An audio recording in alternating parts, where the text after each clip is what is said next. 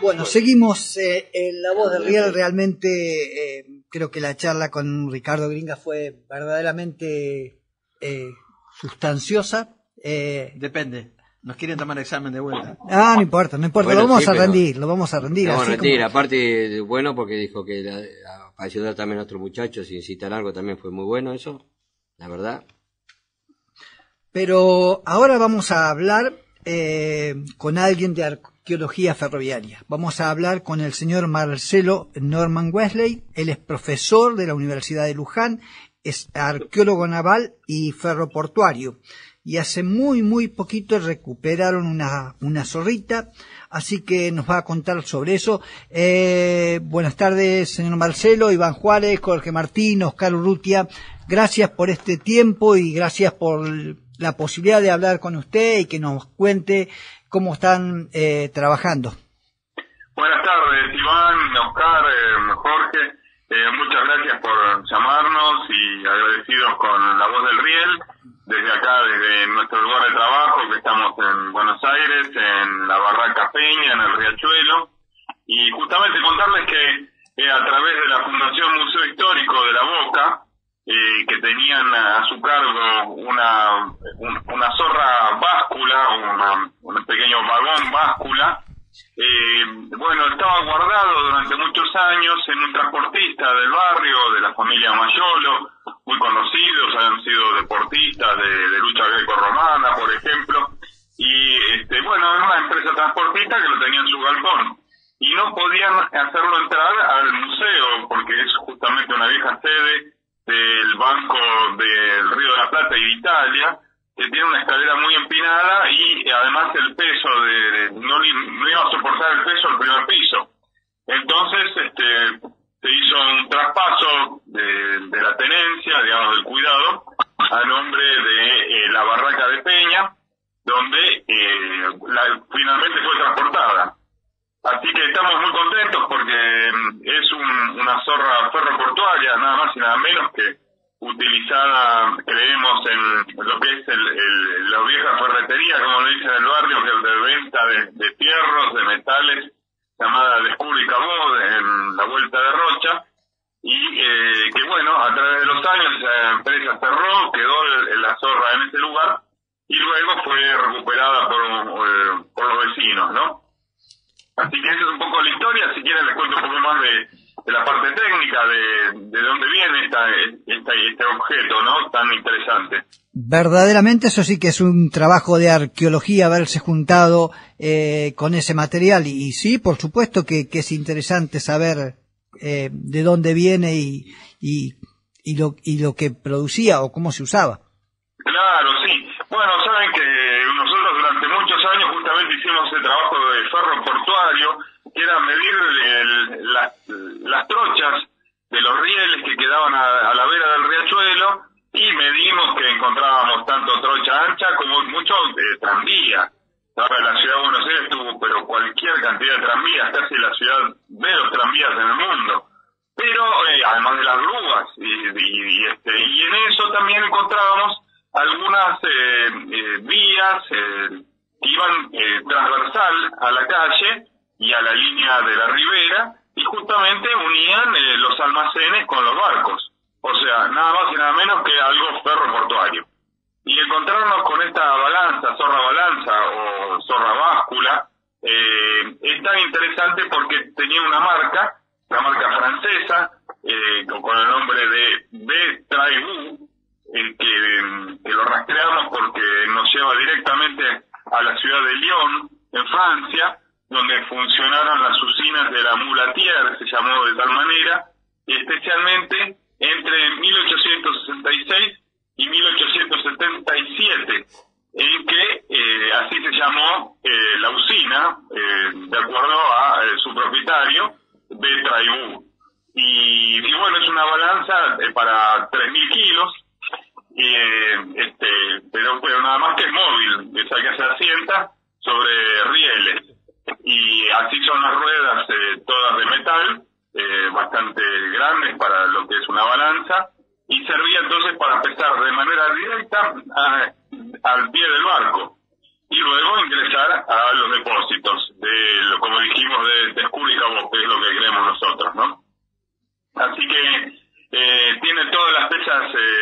necesarias para hacer funcionar la báscula. Y bueno, también es interesante porque los franceses, en lo que es la historia de la medición, de las ciencias, especialmente las unidades de medida, el metro o el kilo, fueron destacados difusores entonces de las unidades de medida, ¿no? Y por supuesto productores de balanzas y de básculas. Sí, Marcelo, ¿cómo están con el tema del museo? A través de la pandemia, si han podido reabrir, aunque sea parcialmente. ¿Cómo está el tema de la barraca en sí, el edificio? Sí,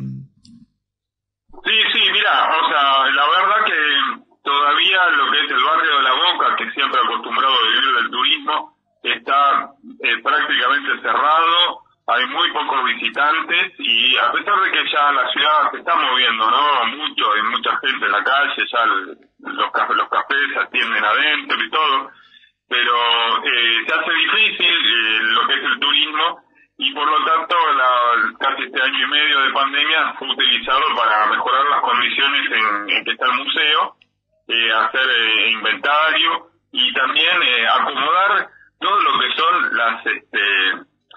todo el patrimonio que está ahí adentro, que no son cosas livianitas, te digo, la verdad que las piedras de lastre, que son inmensas, más los pilotes de los muelles de la ciudad y maderas así pesadas, bueno, ahora tenemos una balanza también, que no es nada liviana, ¿no? Sí, pero por lo menos tiene para pesar. Por lo menos tenemos para pesar ahora, sí, efectivamente. Y bueno, hicimos algunos estudios interesantes porque sabés que en la barraca de Peña es la barraca más antigua del Riachuelo que está en pie y que se reconoce su historia. Fue además reconocida como área de protección histórica y por lo tanto es un conjunto de testimonio de la historia industrial que lo conforma tanto el puente levadizo de 1913 como la barraca misma que tiene 3 edificios y la vieja estación Barraca de Peña del ferrocarril de Buenos Aires a la Ensenada. Ese es el conjunto que está protegido legalmente. Y allí es donde hay 3 edificios o restos de 3 edificios y la barraca lanera, que es justamente la de Peña, luego Bunge, es donde estuvimos trabajando este año y bueno, con la pandemia, ¿no? Haciendo las guardias correspondientes y manteniendo toda la seguridad del lugar para que pueda ser disfrutado por la gente, ¿no? Que podamos conformar ahí un lugar de trabajo en el barrio y además de crecimiento de los jóvenes, porque no hay carpinterías prácticamente ya en el barrio de La Boca y es difícil conseguir lo que era antes fácil, como eran las barracas de maderas, o inclusive asociarlo a lo que es la historia global de la historia del combustible del carbón, ¿no? Ahí la barraca de Peña era vecina de la barraca de Cori, los hermanos Cori. No sé si ustedes conocen a los vendedores de carbón de Galés. No, desconozco esa historia. Sí, la verdad que no. Sí, la verdad que tenían un imperio en todas partes del mundo y muchas veces se dice que la Argentina no fue colonia oficialmente, pero desde el punto de vista de los intereses económicos y bueno, en ese punto de vista sí. Y los Cori, que vienen de Gales, en realidad era una multinacional del carbono. Y entonces en cada puerto tenían una gran sede y distribuían carbón y bueno, y así se llevaban lo que es parte de la cosecha y de la ganadería, de los productos ganaderos argentinos. O sea, cambiaban carbón mineral por esos otros productos prácticamente, ¿no? Y siendo el carbón súper necesario porque era el combustible para el transporte, nada más y nada menos, ¿no? Sí, realmente creo que en esas instancias, en esas épocas, el carbón era algo que las locomotoras a vapor, los buques, sí, algunas usinas. Usinas, sí. Yo no recuerdo exactamente en la fecha que se abrió Río Turbio, pero calculo que durante muchísimos años han traído ese carbón. Efectivamente, sí, estamos justamente revisando esto con el núcleo de ciudades portuarias regionales el Observatorio de Comercio Internacional de la Universidad de Luján forma parte, y es muy interesante porque justamente la bibliografía que hay disponible habla del momento en que se abre el río Turbio y del autoabastecimiento justamente de carbón. Pero hay poco de investigación hecha de cómo era el comercio anterior, ¿verdad? O sea, de cuál era nuestra dependencia del combustible fósil, del carbón, ¿no? Marcelo, el día que termine esta pandemia o esto que nos tiene un poco parados, si alguien quiere recorrer toda la parte de Barraca Peña, ¿hay guías, hay algo de turismo o es simplemente personal ir a recorrer en forma personal? Se está abriendo, hay un correo electrónico si quieren escribir justamente. Se llama consultapatrimonio@buenosaires.gov.ar con B larga, y bueno, se están tomando nota de los pedidos de visita, pero sin duda que el recorrido así en automóvil, por ejemplo, o en bicicleta, es algo que se hace y vale la pena, porque es otro paisaje realmente de la ciudad de Buenos Aires que es desconocido, poco frecuentado. Y además tenemos muy cerquita también el último remolcador del riachuelo que está puesto en seco sobre un pedestal, el llamado El Bardito o ex Don Pablo, que es un remolcador más bien chico y bueno, fue restaurado una vez, está junto a la estación Barraca de Peña, y participó en la década del 50 en un rescate, en un salvamento muy importante cuando chocó el vapor de la carrera que iba hacia Carmelo contra las chatas que venían bajando por el río Paraná a la altura casi arriba de Martín García, ¿no? Y eso está también ahí presente, pero bueno, me quería acordar a propósito del reciente traslado de la Zorra Báscula, la báscula francesa de 3.000 kilos que tenemos ahora en la Barraca de Peña, de la colaboración del capitán Enrique Caporaletti, que estuvo presente con sus transportes. Saben que Caporaletti es capitán de ultramar, pero también ha hecho mucho cabotaje, mucho transporte naval, ¿no es cierto? Pero su chata, que 5 generaciones en el riachuelo y todos navegantes, su chata fue incautada por el proceso de limpieza del riachuelo, y está puesta en seco y realmente no tiene trabajo en el agua. Entonces hace trabajo de transportes y nos ayudó entonces con el traslado de la balanza, ¿no? Sí, realmente a veces cuántas historias se tejen atrás de una balanza, ¿no? De una balanza, sí. Sí, no, porque si uno se pone a pensar el carbón, la chata, con todas sus historias, el remolcador, cuántas cosas se vienen a la memoria, ¿no? En base a esa báscula, ¿no?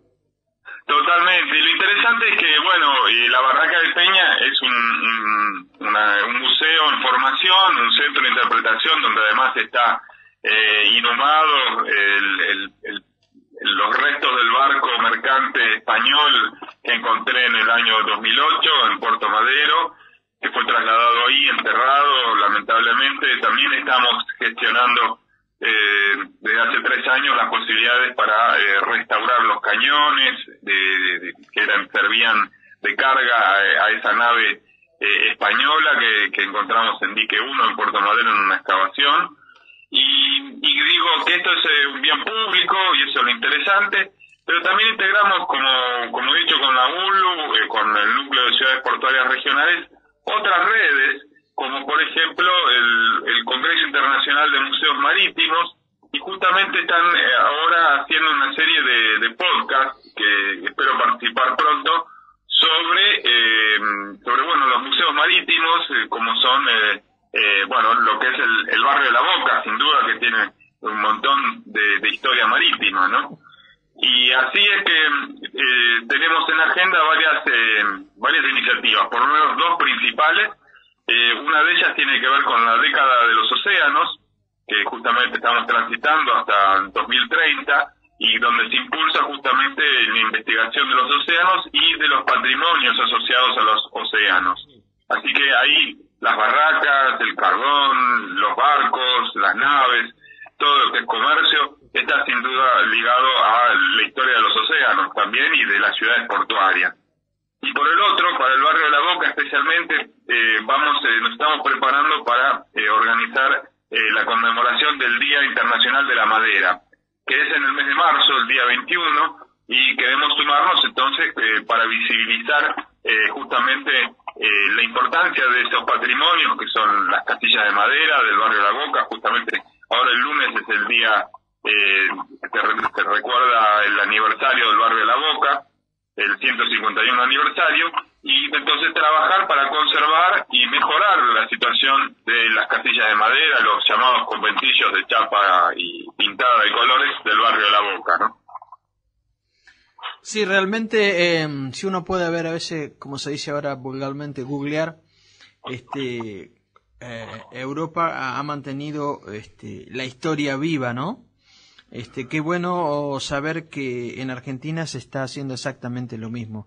A pesar de que la topadora haya hecho bastante daños, al menos acá en Bahía Blanca. Sí, pues, la topadora teníamos, como ella dice, de chapa y madera, pero que era todo guaite. Sí. Quedan algunas casitas, no quedan todas, y bueno, por eso. Una lástima. Pero lamentablemente a veces la topadora hizo desastre. Los talleres noroeste que se podrían haber hecho alguna otra cosa que no agarró una topadora y... Está bien, por ahí es un pulmón verde, pero estaba edificado y se podría haber hecho alguna otra cosa y no destruirlo. Pero en Guaita teníamos la Nueva Gales y no quedó nada. No quedó nada. Verdaderamente uno revisa la historia a lo largo y a lo ancho del país y como hoy decía al principio usted, teníamos cantidad de tranvías y desaparecieron en Argentina. Bueno, acá teníamos. Acá quedan todavía algunos postes de la catenaria. Sí, quedan. Ahí cerca de Villa Harding Green quedan algunos postes. Hasta hace unos años quedaba en la calle Necochea, en la calle Alberdi, Remedio de Escalada, las huellas. Las huellas del riel. ¿Sí? Pero bueno, eso también fue tapado. Y qué cosas de loco, ¿no? Porque el mundo hoy está volviendo tranvía. Hemos destruido lo que hoy construye. Sí, es así, ¿no? Qué poca visión de futuro, ¿no? No, sí, pero creo que tenemos también, además de pensar en cuidar, por ahí restablecer algunas prioridades, ¿no? Que se gasta tanto en publicidad, tanto gasto en imagen, y después las cosas físicas son las que más necesitan cuidarse, ¿no? Eso es importante. Quiero decir, la parte física de la ciudad, los restos arqueológicos, por eso digo, lo que van a hacer en el futuro los restos arqueológicos, ¿no? Esas cosas son importantes y por ahí cortar un poco. Creo que también es parte de la historia de la industria, del comercio, ¿no? Que en determinado momento empezaron a crecer los departamentos de publicidad o de marketing dentro de las mismas empresas. Hoy, pensar en la empresa, una cervecera cualquiera, uno ve que es casi tan importante la publicidad como la producción misma, ¿no? Sí, pero perdón, no hemos olvidado de dónde vinimos. No, lo único que queda acá histórico de las barracas es la que está enfrente de casa, que ahora hicieron todo departamento. Y la chimenea, de Quilmes. Y la chimenea de Quilmes, pero lo que tiene bueno que la barraca, lo considero histórico y nacional, no sacar lo que era la fachada quedó de frente, que tiene los cosos para la grúa que era acá. Pero eso perdió mucho. Sí. Claro. Ajá. Hemos destruido más que construido. Y en algunos aspectos sí, bueno, en otros no, somos muchos más. También la verdad que ha cambiado bastante, no somos mucha más población. Sí, bueno, pero a ver, uno no se tiene que olvidar de dónde vino. Se puede mantener algunas cosas. Uno puede crecer en el siglo XXI con la tecnología. Pero no la fachada. Claro, pero sin pasar la topadora por de dónde vinimos. Si lo que nos sobra es tierra, esto no es Japón. Claro. No, podés mantenerlo, la fachada del frente o algo adentro, vos podés modificar algunas cosas, pero tener la historia para que veas, que hubo acá, que es la historia. el año pasado tuvimos la oportunidad de hablar con el Museo de Valencia, ¿fue? Sí. Y verdaderamente en España, y verdaderamente no solo que la entrada es gratuita, sino que tienen salones de exposiciones, dan cátedra, tienen como 5 o 6 manzanas con todo tipo de maquinarias. O sea, de alguna manera se intentó preservar lo que fue de su historia, y acá verdaderamente se perdió esa parte. No, acá lo vendimos. Lo hicimos chatarra. A excepción, no, hay una excepción, Ferroguay. Pasamos la autógena. Sí. La excepción, creo que más allá del museo histórico que tiene el municipio, en el caso particular que tiene que ver con el ferrocarril, creo que Ferroguay fue una de las grandes decisiones de mantener viva la historia. Pero así todo, pasaron la topadora, el soplete. Sí, podía haber tenido muchas más cosas, pero lejísimo. Nosotros no tenemos una locomotora a vapor que anda y tuvimos 7 líneas que convergían al puerto. Claro. Tenemos una que la queremos reactivar y no la dan. No, sí, eso yo conozco el trabajo de ahí del Ferroclub de Remedios de Escalada también, bueno, que se ha declarado bienes históricos nacionales, pero también es muy difícil el trabajo, ¿no? Sí, conseguir conseguir los bienes y poder administrarlos y que esté todo ahí, ¿no? Sí.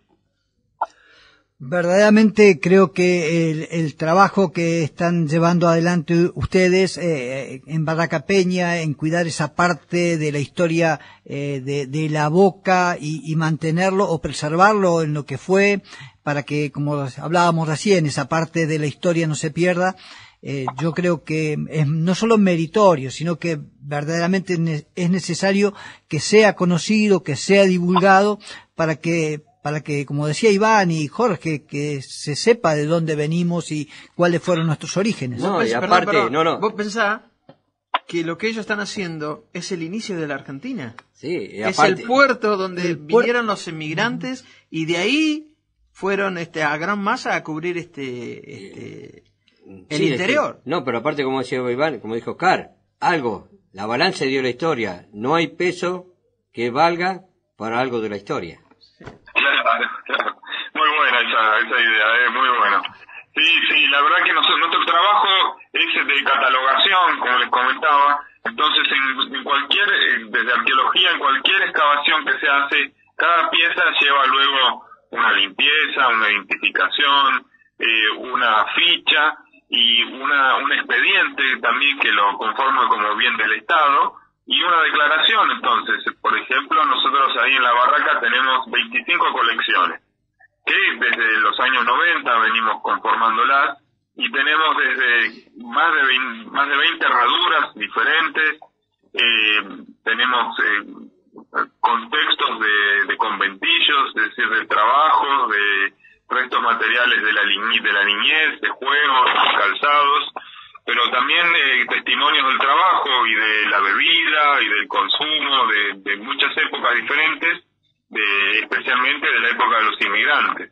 Pero la barraca, a su vez, como les contaba al principio de la historia, se llama Barraca de Peña por los hermanos Francisco de la Peña Fernández, que vinieron de Bouzas, Galicia, hacia fines del siglo XVIII, 1774, y para justamente conformar una barraca de exportación de frutos del país, principalmente de cueros.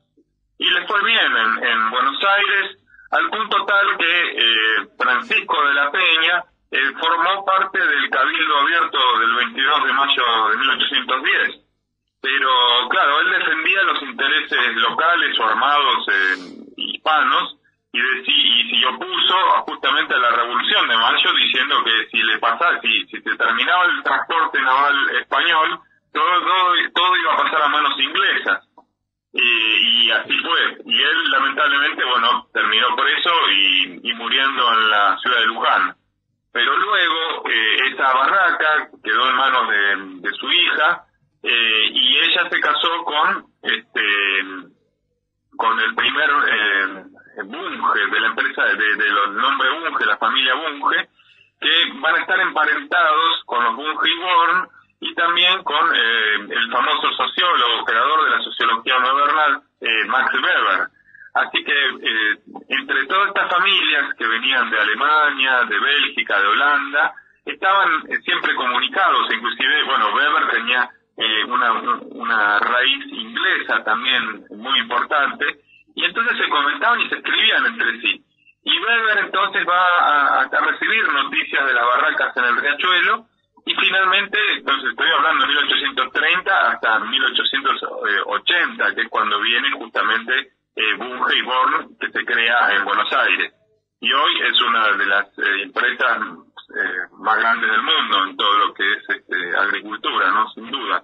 Pero eso tiene un origen entonces justamente en el Riachuelo, como hablábamos del carbón mineral o de la época colonial, de los inmigrantes, y de este espacio de patrimonio histórico, ¿no?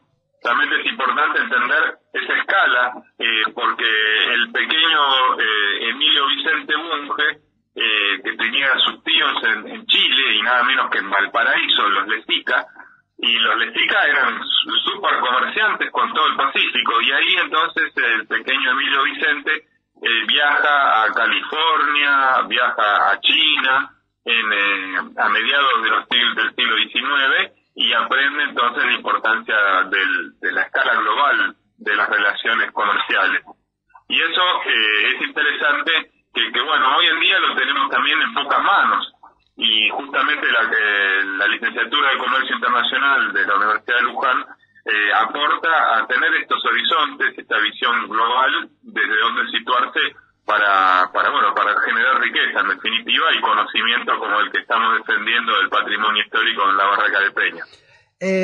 Marcelo, se nos terminó el bloque. Creo que realmente los datos que nos dio recién, esos 50 años de la formación de los Bunge y cada uno de los datos de Barraca Peña que nos dio, no solo nos sirve a nosotros, creo que es de muchísimo interés para el oyente, para el que le interesa la cultura y la historia. Así que agradecidos por su tiempo, agradecidos por este rato que le robamos un sábado a la tarde, y será sin duda hasta una próxima oportunidad, si usted lo permite. Muy bien, muchísimas gracias a la Voz del Riel y a seguir difundiendo la importancia de los caminos de hierro, como dicen los franceses, ¿no? En relación a las ciudades portuarias y el